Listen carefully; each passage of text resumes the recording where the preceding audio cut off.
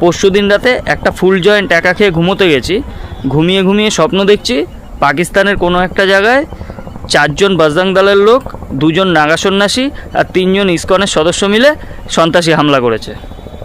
পাকিস্তানের নাগরিকদের মাথার উপর AK-47 রেখে জিজ্ঞেস করছে হনুমান চল্লিশা পড়। যে পড়তে পারছে না তার প্যান্ট খুলে চেক করে গুলি করছে। তো ওই স্বপ্ন দেখে আমি মনে মনে ভাবছি, নাগা সন্ন্যাসী, ইসকনের সদস্য, বজরং দল, এরা সব সন্ত্রাসবাদী।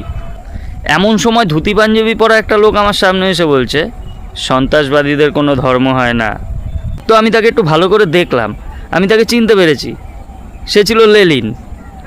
লেলিন ধুতি পাঞ্জাবি পরে আমার স্বপ্নে এসে আমায় বলে যাচ্ছে সন্ত্রাসবাদীদের কোনো ধর্ম হয় না।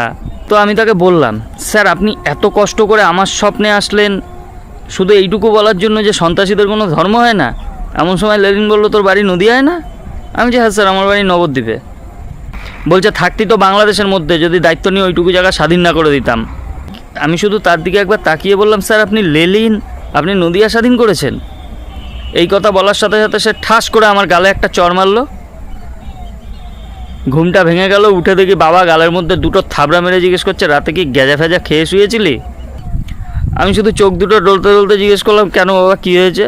বলছে ভোরবেলা ঘুমের করে উল্টো পাল্টা বকছিস।